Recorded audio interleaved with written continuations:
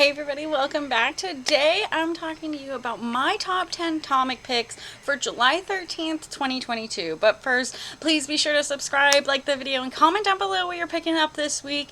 It's kind of a light week, but there is some really heavy hitters. So I'm super hyped to talk about this week, and I'm going to dive right in with my number 10, starting with Moon Knight, number 13. So, Moon Knight has been an incredible run recently. It's still not my favorite Moon Knight run, but Jen McKay is doing a fantastic job at making it one of my favorites. And now, with the events of Zodiac in the past, we are now going onto a new mission with Moon Knight, and that is to fight this vampire war we've been waiting for. So, we're really going to dive more into that, as well as he's not fighting just the war with the vampires, but a war within his own mind. He is constantly battling, his schizophrenia and his multiple personalities. So I'm really looking forward to see what Jed McKay has in store after this big Zodiac fight. So looking forward to see more vampires and more Moon Knight.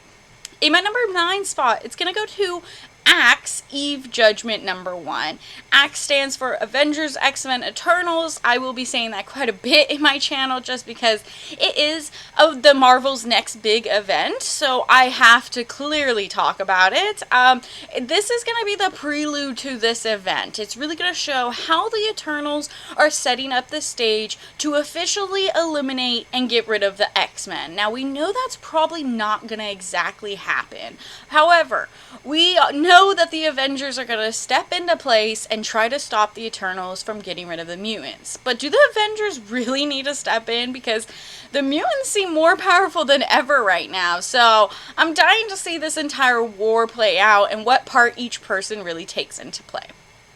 In my number 8 spot, it's going to go to Dark Crisis Worlds Without a Justice League Superman number 1. This is a one-shot written by Tom King, who I am a huge fan of, so I was already really excited. The cover got me really excited because it's Superman and Robin in their traditional pose, and I just find that super cool having Superman play off with Robin, especially because this looks like it's going to evolve around what happened when the Justice League actually left, how is the world's dealing with it, how would it have changed if that never would have happened, things like that. And it's really gonna expand the lore and how Parai, the new villain, really unleashes his darkness amongst all of them. Is he forming these worlds in people's heads? I'm not too sure, but I'm really excited to seriously find out more about this. I've been having a fun time with Dark Crisis, so hopefully this Titan is a good one. In my number 7 spot, it's going to go to X-Men Hellfire Gala number 1. Now, this is a one-shot, and I mean, the last X-Men Gala, they announced that the X-Men were going to take over the world. Well, not the world, just Mars. And the world got incredibly pissed off about it. So, what exactly could happen in this Hellfire Gala? I'm not too sure. I love all the different outfits, though. I find it so extravagant and exaggerated, and I just find it so cool and unique, and I love that aesthetic about it. So really looking forward to seeing that, as well as probably an announcement of a brand new X-Men team, which could be really, really cool because I haven't really been enjoying this current X-Men, so hopefully we can have a fresh new start with this Hellfire Gala. In my number 6 spot has to go to Punisher number 4. I've really been liking this Punisher run. I think it's been incredibly cool, unique, and it's super different. I loved the last issue where we found out more about Frank Castle's first death and how that really plays off into how he believes in murdering and protecting people in his present now. Well, now that he has the Hand all by his side, he now has a super powerful enemy, the Apostles of War, and Ares himself that he needs to defeat. So, will this be his hardest challenge yet? I'm pretty sure it will be. 2 incredibly powerful killing beings battling it out, and I can't wait to see how gruesome and violent this Punisher becomes, because it's just gotten pretty crazy, and I've been enjoying every minute of it. In my number 5 spot, it has to go to TMNT Armageddon Game opening moves, number 1. Now, we're starting a brand new TMNT event, and after the last Ronin did so well, I'm looking forward to this Armageddon game, especially since the Rat King has his plans all set in motion. He has 3 powerhouses, including Baxter Stockman, Leather Crane, and Madame Knoll all by his side. So, the only person that can really stop him and stop his tracks is gonna be Shredder, the one and only. Will Shredder be able to stop this crazy, insane powerhouse of villains before the turtles get to them? I'm not too sure, but it looks like we're gonna get multiple dimensions of turtles in this as well. Different universe of turtles, which sounds crazy, and I am all here for it. I cannot wait for this. In my number 4 spot, it's going to go to Fortnite Marvel Zero War number 2. Now, number 1 sold insane. It was crazy how popular it is. So how could I not have number 2 on this list? Everyone's going to want this. Everybody wants the codes for their Fortnite. And, you know, the second prints, they don't come with codes, so it's incredibly important to get your first prints at your local comic book shops this Wednesday. And help out your comic book shops by putting it on a pull list. That way, every time one comes out, they have them reserved for you. It helps out their ordering, and it really does a tremendous help for comic stores if you just always say that you will come pick it up the next time. That is just some of the nicest things you can do for them, trust me at this point. It's incredibly hard to order these, especially because they're not returnable. We have to kind of just like guess what and how many people are going to come in. So yeah, help out your comic store, and hopefully, you know, Spider-Man comes along with his allies to help out everyone in this Fortnite comic. So hopefully Iron Man and the Foundation sees itself again in this issue, and a lot of people are going to love this mission. In my number 3 spot, has to go to 8 Billion Genies number 3. I've had 8 Billion Genies on my mind for so long, and, you know, I really believed in this comic when it came out, and I am so happy that people are finally realizing how good of a comic it is.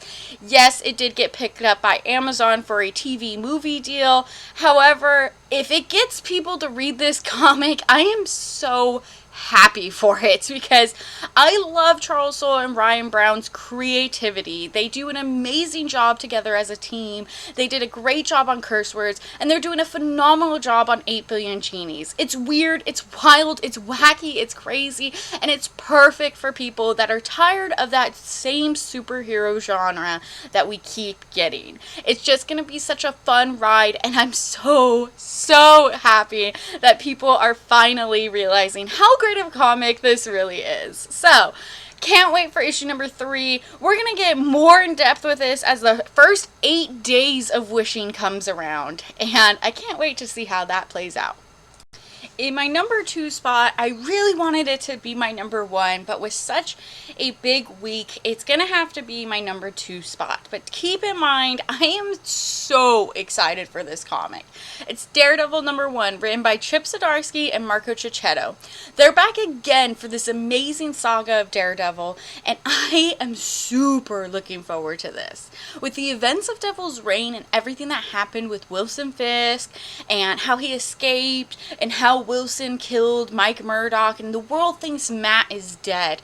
Matt is now on this new track of not knowing exactly who he is to become, but he knows one thing. He knows he's Daredevil, and he knows he's here to protect the people. With his side, he has Elektra also as Daredevil, and that is just going to be a super powerhouse team up that is going to take down the Hand. And I have a feeling their worlds may collide with this new Punisher. And I am incredibly excited to see this, because it's just been building up for so long in Chip's and Marco Checchetto's run that I'm just like, I got goosebumps thinking about it, because I'm just like so thrilled to finally see this all unravel. Plus, it gives a great time for people to jump on this new Daredevil, because it's a brand new number 1, and people are going to be excited after all the great things they've heard from the last Daredevil run. So why would they not be? Pick this comic up. It's going to be freaking sick, and I cannot wait. It will be the first thing I read on Wednesday, trust me. Now, before I get to my number one, here are a few honorable mentions this week. We have Army of Darkness versus Reanimator, Necronomicon Rising number one. I love me some Army of Darkness. Ash is my favorite, so of course I had to put that in. Frank Frazzetta's Death Dealer number 3. Great run. Really enjoying that. I Am Batman number 11, Immortal X-Men number 4, probably my favorite X-Men title at the moment, but I still need to keep reading to finally realize what's going on. King Spawn number 12, New Think number 2, AWA comic that really is reminiscent of Black Mirror, so if that's what you're interested in, I highly recommend that. Norse Mythology number 6 of the 3rd volume, really excited. Rogues number 3. Rogues has been incredible. I really loved that run. Savage Avengers number 3, doing a fantastic job with a really unique team. I'm loving David Papose's writing. Spider-Punk number 3, also really interesting and fun. Undiscovered Country number 19, and Wolverine number 23. Now, what could be my number one? Well, it has to go to Star Wars The Mandalorian number 1. I think this comic is going to be huge. It is the first time The Mandalorian and the Child get their own comic. And not only that, people have been asking for this since this show has came out. They want this, they think it's cool, and I am all for it. My worries, though, I don't want just a rehash of the show in my comic. I do want something a little new and fresh, but I still want those characters and the reminiscence of it. I do think the writer Rodney Barnes, he writes Philadelphia, one of my favorite comics, and I think he's going to do a fantastic job at this, not just rehashing what we already thought.